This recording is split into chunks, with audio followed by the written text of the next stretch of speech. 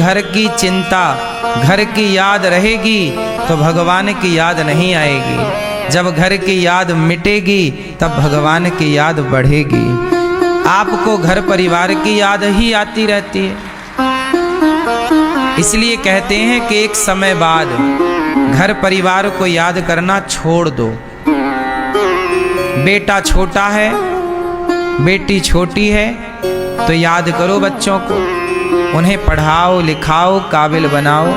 पर अब बच्चे बड़े बड़े हो गए हैं, अपने पांव पे खड़े हो गए हैं, शादी ब्याह हो गई। अब तो बच्चों की याद ना करो ना मैया ज़्यादा। अब बच्चे तो तुम्हें देखो याद नहीं करते। सच बताओ, शादी के बाद बच्चों का व्यवहार बदल जाता है कि नहीं? ये बात सही है कि गलत है? हो सकता है हम गलत कह रहे हों, तो आप इसे सही करो। शादी ब्याह के बाद बच्चों का व्यवहार बदल जाता है, ये बात सही है कि गलत है? बोलो, सही है? तो इस सत्य को स्वीकार करो। तुम्हारे बच्चे बहुत अच्छे हैं, लेकिन विवाह के बाद वो आपको याद कम करते हैं। और यही प्रकृति का नियम है, इसमें बच्चे का भी दोष नहीं है, ये प्रकृति का नियम है। चिड़िया अपने छोटे छोटे बच्चों को पालती है, पता है आपको? उसके चूजे जो होते हैं ना, छोटे छोटे बच्चे, उनकी आंखें नहीं खुलती। जैसे ही माँ आती है तो मुंह खोल के ना ऐसे ऐसे करते हैं, तो उसकी माँ चिड़िया उसके लिए कुछ लाती है, कीड़े मकोड़े पकड़ पकड़ के दाना, तो वो उसके मुंह पर डालती है। बोलो हाँ। लेकिन वही छोटे छोटे बच्चे जिनके मुंह में चिड़िया दाना डालती है, वो जब बच्चे बड़े हो जाते हैं तो उस घोंसले को छोड़ करके फुर्र से उड़ जाते हैं। और उसके बाद वो बच्चे अपनी माँ को पूरी जिंदगी में कभी वापस मिलते नहीं। कोई उड़ करके यहाँ चला गया, कोई उड़ करके वहाँ चला गया, उसके बाद वो अपनी जिंदगी जीते हैं। ये चिड़ियों का हिसाब किताब है। बोलो हाँ। छोटे होते हैं बच्चे तो चिड़िया ही उनको खिलाती पिलाती है, पर बड़े हो जाने पर वो बिल्कुल घोंसले से उड़ने के बाद फिर वो मिलते नहीं। पता है आपको? फिर वो चिड़िया अपना कर्तव्य करती है, वो फिर से गर्भवती होती है, फिर से अंडे रखती है, फिर उसके बच्चे होते हैं। पिछले साल जो बच्चे उसके थे 2 अंडे चिड़िया के, वो इस साल कहाँ हैं चिड़िया को नहीं पता। इस साल फिर उसने 2 अंडे रखे, फिर 2 बच्चे तैयार करेगी, 2 खिलाएगी पिलाएगी, फिर उड़ जाएंगे फुर्र से, फिर वो वापस नहीं देखेंगे अपनी माँ की तरफ, फिर वो अगले साल अंडा रखेगी। यही क्रम चलता रहता है। यही क्रम आपका भी है, लेकिन आप इस क्रम को समझ नहीं पाते। आप ना अटैचमेंट ज़्यादा बढ़ा लेते, मेरा बेटा मेरा बेटा मेरा बेटा। बेटा हो गया ना, दूध पी लिया ना तुम्हारा, बड़ा हो गया ना, अब तो उसका ब्याह भी हो गया, अब तो उसने आपको याद भी करना छोड़ दिया है। अब उसने आपको याद करना कम कर दिया, तो तुम भी उसको याद करना कम करो। तुम तो ज़्यादा याद कर रही हो, मेरा बेटा मेरा बेटा मेरा बेटा मेरी बेटी, लेकिन वो तो आपको याद नहीं कर रहा है, तो तुम ही किए जा रही हो, इससे नुकसान तुम्हारा है। जितना याद तुम बेटे को करते हो, बेटी को करते हो, इतना याद भगवान को करो, तो तुम्हारा कल्याण ना हो जाए, तुम इस दलदल से ना उबर जाओ।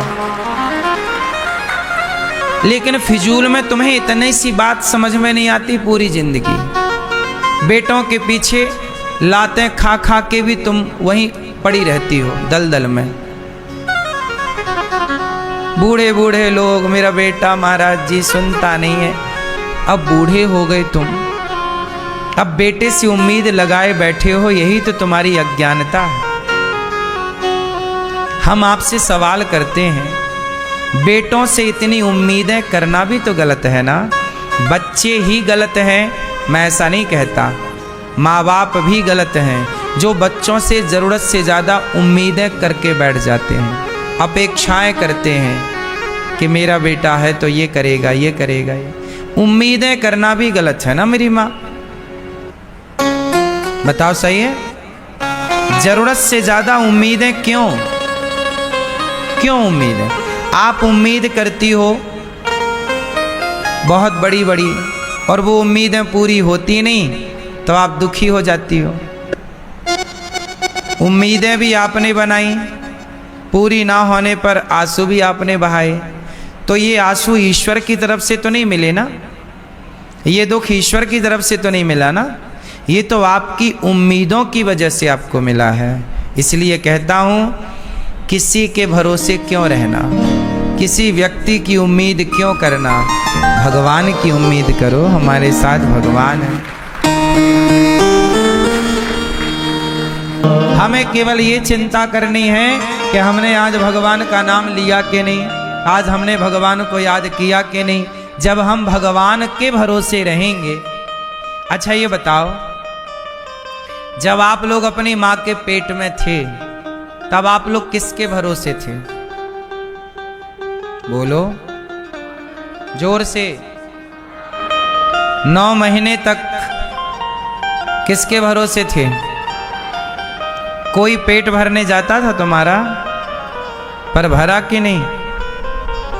बोलो। उस परमात्मा पर तुमने भरोसा किया तो जरा से पेट में तुम्हें मरने नहीं दिया। यदि उस परमात्मा पर यहाँ भरोसा रखोगे तो क्या इस संसार में तुम्हें भगवान भूखा मरने देगा, प्यासा मरने देगा? तुम भरोसा तो करो। वैसा ही भरोसा अब लोग कहते हैं कि करेंगे नहीं तो खाएंगे क्या? क्यों भैया? काम करने का कौन मना करता है? करो। लेकिन काम करने वाले भी भूखे मर रहे हैं कि नहीं? उत्तर दो। आज भी हमारे देश में बहुत लोगों को भूखा सोना पड़ता है, मजबूरी है, हाँ या ना? क्यों? काम करने से सब हो रहा है तो फिर भी लोग, कई देश ऐसे हैं जो बहुत गरीब हैं, खाने को रोटी नहीं है। जब रोटी नहीं, मर रहे हैं, इसका मतलब है कि काम तुम करो। काम करने के बाद भी तुम्हें खाने को आज मिलेगा कि नहीं, ये तुम डिसाइड नहीं करते। कई बार थाली सामने रखी है सजी हुई, तुम बैठ भी गए खाने, लेकिन तुम खा नहीं पाते, उठ के जाना पड़ता है। बोलो हाँ। इसका मतलब ये तुम तय नहीं करते कि आज तुम क्या खाओगे, ये भगवान तय करते हैं कि आज तुम्हारे नाम का दाना पानी कौन सा है और कहाँ का है। आपका दाना पानी यहाँ का था तो देखो भगवान ने आपको वृंदावन बुला लिया कि नहीं? हाँ? इसका मतलब है तुमको लगता है कि तुम प्लानिंग कर रहे हो, तुम्हें लगता है कि तुम कर रहे हो, पर हमारी पीछे एक शक्ति है जो हमसे ये सब कुछ करवा रही है। हम कुछ भी नहीं कर रहे हैं, हम नाच रहे हैं, भगवान हमें नचा रहे हैं। इसलिए चिंता ना करो।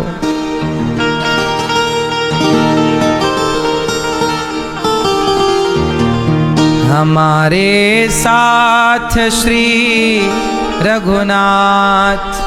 किस किस को भरोसा है कि हमारे साथ भगवान है? बस यही भरोसा, यही कॉन्फिडेंस चाहिए। आपको भरोसा क्या रहता है? हमारे साथ तो हमारा बेटा है, हमारे साथ तो हमारी बेटी है, हमारे साथ तो हमारे नेताजी हैं, हमारे साथ तो हमारे फलाना व्यक्ति हैं, कोई काम नहीं आता। बताओ आता है? राजा परीक्षित जी को श्राप लग गया, कौन काम आया? श्राप लगा, पुत्र को राजा बनाया, जिम्मेदारियां सौंपी। हम आपसे कह रहे हैं कि जब आपकी मृत्यु निकट हो तो सबसे मन हटाओ और परमात्मा में मन लगाओ। मरने के पहले बेटा बेटी को बंटवारा कर दो, देना लेना कर दो, कर्जे से मुक्त हो जाओ, जिंदगी जी ली। 50, 60, 70 के बाद 60, 70 नहीं, 70 के अंदर तो आजकल निपट जाता है आदमी। तो सुनो, अब तो हम कह रहे हैं 50 के बाद अपना सीधे मरने की तैयारी पे लग जाओ। आप स्वीकार करो ना करो, 60, 70 के अंदर आदमी मर रहा है। यही आजकल की आयु है। बात सही है कि गलत है? 60 साल में आदमी तय हो रहा है। कहो मैया, तो तुम 50 की हो गई, तैयारी में लग जाओ, मरने की तैयारी बिंदास। सूटकेस वगैरह तैयार करो, लड्डू वड्डू बना लेना